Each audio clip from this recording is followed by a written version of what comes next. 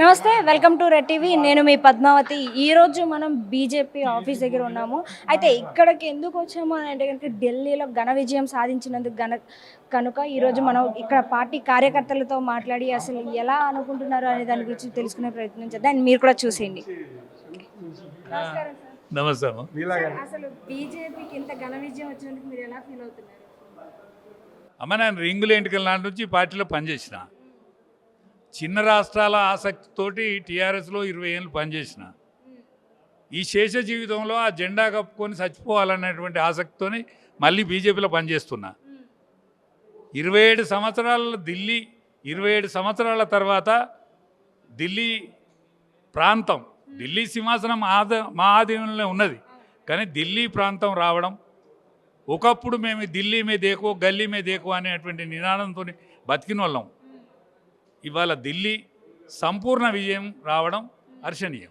Sir, అసలు ఢిల్లీకి 27 సంవత్సరాల తర్వాత మళ్ళీ ఆధిపత్యం వచ్చినందుకు మీకంటూ ఘనత ఇచ్చింది. అండ్ అయితే ఇందులో ముఖ్య పాత్ర అక్కడ ముస్లిం మహిళలే పాత్ర వహించారు అని అంటున్నారు. వాళ్ళే మిమ్మల్ని ముందుకు నడిపించారు అంటున్నారు. దీనిపై మీ ఒపీనియన్ ఏంటి సార్? అసలు అంటే ముస్లిం పక్షపాతం అనేది లేకుండా, ఈ జాతి మత పక్షపాతాలు లేకుండా వాళ్ళు మీకు మద్దతు తెలిపారు అని అంటున్నారు కదా. సో దీనికి మీరు ఎలా రియాక్ట్ అవుతున్నారు? అంటే అభద్రతా భావానికి నెట్టి ఈ ప్రతిపక్షాలు ఈ మైనారిటీలను అభద్రతా భావానికి నెట్టి మేము భద్రత కల్పిస్తామనేటువంటి అపోహల వాళ్ళను బతికించారు. కాబట్టి ఈ త్రిపుల్ తలాక్ బిల్లు మీద మా పార్టీకి కానీ నరేంద్ర మోడీకి కానీ ఒక స్పష్టమైన అభిప్రాయం ఉన్నది. కాబట్టి ఆ మహిళలు మాకు సహకరించారు, సంపూర్ణంగా మమ్మల్ని అర్థం చేసుకున్నారు. మహిళలే కాక పురుషులు కూడా రేపు అర్థం చేసుకుంటారని నేను అనుకుంటాను. సార్, ఇంకోటి వచ్చేసి అసలు కేజ్రీవాల్ గారు ఓటమికి కారణం ఏంటి అనే దాని గురించి అసలు మీ మాటల్లో మేము తెలుసుకోవాలనుకుంటున్నాం. కేజ్రీవాల్ నిజాయితీ పేరు మీద వచ్చిన మాట నిజం. ప్రభుత్వ ఉద్యోగానికి రాజీనామా పెట్టి వచ్చిన మాట ఉత్సవం నిజం. పోతే సాదా సీదా వేషం వేసుకొని, సాధారణ బట్టలు ధరించి, 6 రూపాయల పెన్ను పెట్టుకొని, సాదా సీదా బట్టలతోటి జేబుల కత్తెరేసుకొని వచ్చిన మాట నిజం. ఈ కత్తెరను గుర్తించే వరకు చాలా టైం పట్టింది ఇప్పటికే. కానీ నిజాయితీగా ఉంటే ఏం పర్వాలేకుంటుండు ఏ పార్టీ అయినా. కానీ నిజాయితీ పేరు మీద జేబుల కత్తెరేసుకొని జేబులు కత్తిరించిండు కాబట్టి ఆయనకు కత్తెర ప్రజలేసింది. మళ్ళీ చాలా కాలం తర్వాత ఇప్పుడు బీజేపీకి మళ్ళీ ఆధిపత్యం వచ్చినందుకు మీరు ఎలా ఫీల్ అవుతున్నారు? మేము ఢిల్లీలో ఆధిపత్యం రావడం అనేది భారతీయ జనతా పార్టీ నిరంతరం 2014 నుండి కూడా నరేంద్ర మోడీ గారి నాయకత్వంలో నిరంతరం శ్రమ చేసుకుంటూ ప్రజల పక్షాన పనిచేసి, పేదల పక్షాన పనిచేసి అనేక పథకాలు, పేదలకు లబ్ధి పథకాలు ప్రవేశపెట్టిన చరిత్ర నరేంద్ర మోడీ గారికి. ఈ దేశ అభివృద్ధి కానీ, ప్రపంచంలో మనకు భారతీయులకు గౌరవం కానీ, ఒక విశిష్టత కానీ సంపాదించడం అంటే నరేంద్ర మోడీ గారి నాయకత్వం. దానిలో భాగంగానే ఢిల్లీ ప్రజలు కూడా, గల్లీలో ఉన్న రాష్ట్రాలు మొత్తం కూడా బీజేపీని, ఢిల్లీలో ఉన్న మన మేధావులను కూడా భారతీయ జనతా పార్టీకి పట్టం కడితే, మన రక్షణ విషయంలో కానీ అన్ని రంగాల్లో కూడా మన ఢిల్లీ అభివృద్ధి చెందుతున్న భావజాలంతో ఢిల్లీ ప్రజలు కళ్ళు తెరిచి ఈ నిజాయితీ పేరు మీద ఆమ్ ఆద్మీ పార్టీ చేసిన మోసాలని, లిక్కర్ స్కామ్ విషయం అయితేంది, మీకు తెలుసు, మనడానికి వాళ్ళందరూ కూడా జైలుకు వచ్చిన విషయం. వీళ్ళ నిజాయితీ పైకి మాత్రమే కనపడుతున్నది. వీళ్ళలో మొత్తం కూడా క్రిమినల్ థింకింగ్ ఉన్నది. ఈ దేశాన్ని సర్వనాశనం చేసే శక్తులకు అండ కల్పిస్తున్న ఢిల్లీ హెడ్ క్వార్టర్లో అనేక ఖలిస్తాన్ టెర్రరిస్టులకు కానీ, తర్వాత ఇస్లామిక్ టెర్రరిస్టులకు కానీ వీళ్ళు ఆశ్రయం ఇస్తున్న విషయం కూడా ప్రజలు తేలిపోయి, ఇవాళ ముస్లింలో శాంతి కోరేవాళ్ళు, ముస్లింలో ఐక్యత కోరేవాళ్ళు, లౌకికత్వం కోరే వాళ్ళందరూ కూడా, ముస్లిం స్త్రీలు కానీ జెంట్స్ కానీ అందరూ కూడా ముక్తకంఠంగా ఓటేసి వాళ్ళ భారతీయ జనతా పార్టీ గెలిపించారు. అది మనం చెప్పడం కాదు. ఎవరైతే ముస్లిం ఇమాం, ఎవరైతే ఆల్ ఇండియా ఇమాం అసోసియేషన్ చైర్మన్ మౌలానా సాజిద్ రషీద్ తన జీవితంలో మొదటిసారిగా నేను బీజేపీ ఓటేసినట్టు బహిరంగంగా చెప్పడం జరిగింది. అంటే కారణం ఏంది చెప్పిండంటే, కాంగ్రెస్ పార్టీ కానీ ఆమ్ ఆద్మీ పార్టీ కానీ లౌకికవాదం పేరు మీద, లౌకికవాదానికి మోసం చేస్తూ ప్రజలను మభ్యపెట్టి ముస్లింలకు కూడా అన్యాయం చేస్తుర్రు అని మేము గుర్తించినా కాబట్టి నేను భారతీయ జనతా పార్టీకి ఓటేసినట్టు గర్వంగా చెప్పుకోవడం జరిగింది. అంటే రిజల్ట్కు ముందే ఒక చైర్మన్, ఆల్ ఇండియా చైర్మన్, మేము బీజేపీకి బహిరంగంగా మేము ఓటేసినని చెప్పుకుంటే ముస్లింలందరూ కూడా వాళ్ళు ఏం ఆలోచన చేస్తున్నారు? అభివృద్ధి చెందాలన్నా, శాంతి ఉండాలన్నా నరేంద్ర మోడీ గారి నాయకత్వంలో భారతీయ జనతా పార్టీ వల్ల సాధ్యమైంది. కాబట్టి పేదల అభ్యున్నతి కోరే పార్టీ ఏంటంటే భారతీయ జనతా పార్టీ. కాబట్టి మన భారతదేశంలో భారతీయ జనతా పార్టీ నరేంద్ర మోడీ నాయకత్వమే మనకు అన్ని రకాల భద్రత కలుస్తుంది. లౌకికవాదం అంటే ఏంది? హిందువులని ముస్లింలని కలిసి కలుపుకపోయి పనిచేసే సంస్థ అవుతుందో అదే లౌకికవాదం.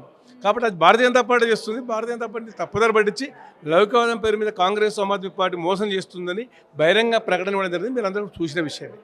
కాబట్టి ఈరోజు దేశంలో నరేంద్ర మోడీ గారు అధికారంలోకి వచ్చిన తర్వాత భారతీయ జనతా పార్టీ హిందువుల పార్టీ అని మాట్లాడిన వాదులకు అందరికీ కూడా చెంప దెబ్బ అయిపోయింది. అవును, ఒకప్పుడు మనకి చూసుకుంటే కనుక బీజేపీ పార్టీ అంటే ఒక హిందువుల కోసం మాత్రమే ఉంటుంది, మిగతా వాళ్ళ కోసం ఉండదు అని అనేసి ఈ కుల మత భేదాలను కూడా తీసుకొచ్చే విధంగా చూసారు అన్న వాస్తవాలు అయితే ఇప్పుడు అవన్నీ కొట్టేసే విధంగా అయితే ఇప్పుడు బీజేపీ అనేది ఘన విజయం సాధించింది. దాంట్లో మరి ముఖ్యంగా ముస్లిం మహిళల పాత్ర ఎక్కువగా ఉంది అంటున్నారు. సో దీనిపై మీ ఒపీనియన్? నరేంద్ర మోడీ గారు 2014 అధికారంలో రాగానే మొట్టమొదటిసారిగా ముస్లిములు ఇస్లాం మతములో ఛాందసవాద భావంతో వాళ్ళు ఏదైతే చట్టం ఉందో, వివాహ చట్టం ఉందో, వాళ్ళ ముస్లిం లా ప్రకారంగానే వివాహ చట్టం అమలులోకి ఉన్నది. దాంతో అక్కడ ముస్లిం స్త్రీలకు పూర్తి స్వేచ్ఛని అనగదొక్కడం జరిగింది, కాలరాయడం జరిగింది. ఫస్టే ఈ దేశంలో త్రిబుల్ తలాక్ బిల్లుని ప్రవేశపెట్టి ముస్లిం మహిళలకు స్వేచ్ఛను కల్పించి, హక్కులు కల్పించి, భద్రత కల్పించిన వ్యక్తి నరేంద్ర మోడీ గారు. ఆ రోజే ముస్లింలో ఒక వర్గం మహిళలు మొత్తం కూడా నరేంద్ర మోడీ వారి వెనకాలకు వచ్చేశారు. దాంతోపాటు ముస్లింలో ఉన్న పేద వర్గాలన్నీ కూడా ఏ పథకం ప్రవేశపెట్టిన నరేంద్ర మోడీ గారు కులము మతము ప్రాతిపదిక లేదు, పేదవాడు ఉన్నవాడా అనే లక్ష్యంగా పథకాలు ప్రారంభమైంది. తర్వాత 23 కోట్ల మందికి జన్ధన్ అకౌంట్ తీసి ఒక్క రూపాయి పెట్టకుండా వాళ్ళకి అకౌంట్ కల్పించి డైరెక్ట్గా గవర్నమెంట్ పథకాలన్నీ లబ్ధిదారులకు ప్రత్యక్షంగా డైరెక్ట్ అకౌంట్లకు అమౌంట్ పోయే విధంగా ఎలాంటి అవినీతికి ఆస్కారం లేకుండా, పైరవేలకు ఆస్కారం లేకుండా లబ్ధిదారులకు చేకూర్చే విధంగా పథక అకౌంట్ తీయడం జరిగింది. దాంతో ప్రజలందరికీ కరోనా సమయంలో నరేంద్ర మోడీ గారు ఆపద సమయంలో పేదవాళ్లకు ఇమ్మీడియట్లీ 500 రూపాయల అకౌంట్లోకి వేసి వాళ్ళని ఆదుకోవడం జరిగింది. 5 కిలోల బియ్యం ఇచ్చి ప్రతి ఒక్కరికి ఈరోజు 5 ఏళ్ళు కూడా ఎక్స్చేంజ్ చేయడం జరిగింది. అట్లా చెప్పుకుంటూ పోతే మనం ముందు ఏమన్నా ఎక్స్పెక్ట్ చేయొచ్చు అంటారు మనం? ముందు భారతీయ జనతా పార్టీ అన్ని రాష్ట్రాల్లో, ఇంకా మిగిలిన ఇప్పుడు కాంగ్రెస్ పార్టీ ఉన్నది 3 రాష్ట్రాలు, హిమాచల్ ప్రదేశ్ ఒకటి, కర్ణాటక కూడా, తెలంగాణ. కాంగ్రెస్ పార్టీ ఈ రోజుకు బంగ్లాదేశ్లో హిందువుల మీద ఊచకోత నడుస్తుంటే మన ప్రతిపక్ష నాయకుడైన రాహుల్ గాంధీ ఒక్కరోజు కూడా ఖండనివ్వలే. అమెరికా అధ్యక్షుడు ట్రంప్ కానీ, బిఫోర్ అధ్యక్షుడు బైడెన్ కానీ డైరెక్ట్గా బంగ్లాదేశ్లో హిందువుల మీద ఊచకోత ఖండించడం జరిగింది. అంటే ఇక్కడ ఉన్న ప్రతిపక్ష నాయకుడు ఎవరి కోసం పనిచేస్తుండు, అసలు ప్రతిపక్షం హోదా ఎందుకు ఇవ్వాలి, ఆయన ఈ భారత ప్రజల పట్ల ఆయన ప్రేమ ఏందో కూడా తేలిపోయింది. కాబట్టి ప్రజలు ఏం గుర్తించారంటే ఈ కాంగ్రెస్ పార్టీ ఈ దేశంలో అవసరం లేదు ప్రజలకు. మన భారత ప్రజలకు మేలు కోరేది ఏంది? భారతీయ జనతా పార్టీ. మన సంస్కృతిని కాపాడడం కానీ, మన ఆర్థిక వ్యవస్థను కాపాడడం కానీ, మన రక్షణ రంగాన్ని కాపాడడం కానీ, మన దేశాన్ని కాపాడడం కానీ, ప్రపంచంలో మనం చదువుకునే విద్యార్థులను కానీ ప్రజలను కానీ కాపాడేది, హక్కును చేర్చుకునే పార్టీ భారతీయ జనతా పార్టీ. కాబట్టి మనమే కాదు, అనేక పేద దేశాలు కూడా సాయం చేసి మన దార్శనికత చూపించుకునే శక్తి మనం నరేంద్ర మోడీ గారికి ఉన్నది. కాబట్టి ప్రపంచమే మనం చూస్తున్నది. అలాంటప్పుడు భారతీయ జనతా పార్టీ ఓడించాలంటే ఏంది? ప్రజల మనసును గెలవాలి. ప్రజల మనసు గెలవాలంటే ఒక్క రోజులో అయ్యే పని కాదు. Already Bharatiya Janata party నిద్రపోదు. ఇవాళ మనం మహారాష్ట్రలో గెలిచినాం కానీ ఆనందంతో నిద్రపోయే పార్టీ కాదు ఇది. ప్రతి నిమిషం ప్రతి రాష్ట్రంలో కూడా పేద ప్రజల పక్షాన పోరాటం చేసుకుంటూ, ప్రజలని చైతన్యం చేసుకుంటూ, ప్రజలని అభివృద్ధి పథకం తీసుకుపోతూ ఆలోచింపజేసే పార్టీ భారతీయ జనతా పార్టీ. కాబట్టి భారతీయ జనతా పార్టీ మిగతా రాష్ట్రాల్లో కూడా కాంగ్రెస్ పార్టీకి దిక్కు దివాణం లేనటువంటి పరిస్థితి జీరోకి చేరింది. ఇంకా కూడా బుద్ధి రాకపోతే మనం ఏం చేయలేము. మన ఖర్గే అన్నాడు, మీరు అందరిపై స్నానాలు చేస్తే, గంగానదిలో స్నానాలు చేస్తే మీ పేదరికం పోద్దా అంటే, మరి గంగానదిలో స్నానం చేస్తే పేదరికం, మసీదులో పోయి నమాజులు చేస్తే పేదరికం పోద్దా? మరి ఏం చేస్తే పేదరికం పోద్దు చెప్పండి. ఆయన చేయండి, అడగండి. ఒక మతాన్ని, ఈ దేశంలో మెజారిటీ పాపులేషన్ ఉన్న మతాన్ని కించపరుచుకుంటూ మాట్లాడడం అనేది ఒక జాతీయ పార్టీ అధ్యక్షుడు, అది ప్రజలు ఆలోచిస్తున్నారు. వీళ్ళు ఎవరి కోసం పనిచేస్తున్నారు? దేశ మత సాంప్రదాయం కాపాడరు, దేశ ప్రజల మధ్యన ఐక్యతను కోరుకుంటలేరు, దేశ ప్రజల మధ్యన అనైక్యతను కోరుకుంటున్నారు. వాళ్ళ స్వార్థపూరిత ఓటర్ రాజకీయాల కోసం రాజకీయం చేస్తున్నారు. భారతీయ జనతా పార్టీ ఏ రోజు కూడా ఓట్ల కోసం ఆలోచించలే.